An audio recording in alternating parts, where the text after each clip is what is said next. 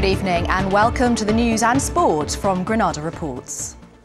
Hundreds of people have gathered in Levenshulme to protest at council plans to close the library and swimming pool. Campaigners spilled onto the road and even lay on the tarmac to protest. The future of both services is in doubt as the council tries to make £80 million of savings in the latest budget. Mel Barham reports. Whose library? Our library! This is how much they want to save their library and pool.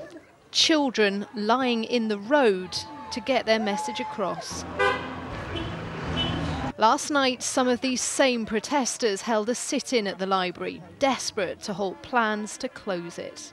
There's really not anywhere else to go when you're looking after kids and you want to go somewhere. It's a place for people to learn and make new friends, and the nearest probably swimming bath is in the aquatic centre, and waiting there in the winter is just at a bus stop isn't practical.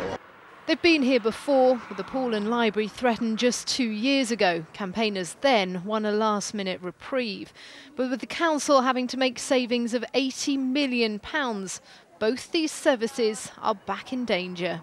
The council is due to meet later this week to decide the fate of both the pool and the library. But residents fear the doors of both could be boarded up within weeks unless they can change their minds.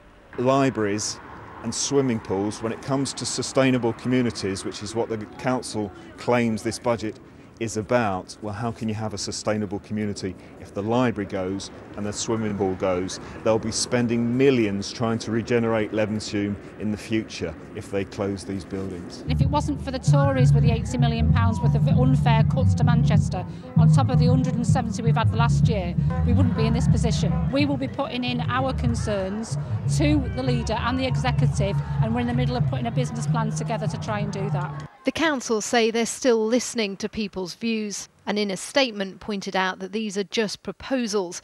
But they continued the scale of savings required is not optional, and that means the cost of any changes would have to be found elsewhere.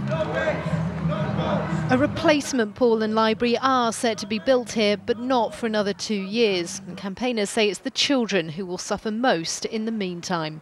Mel Barham, ITV News, Levenshulme.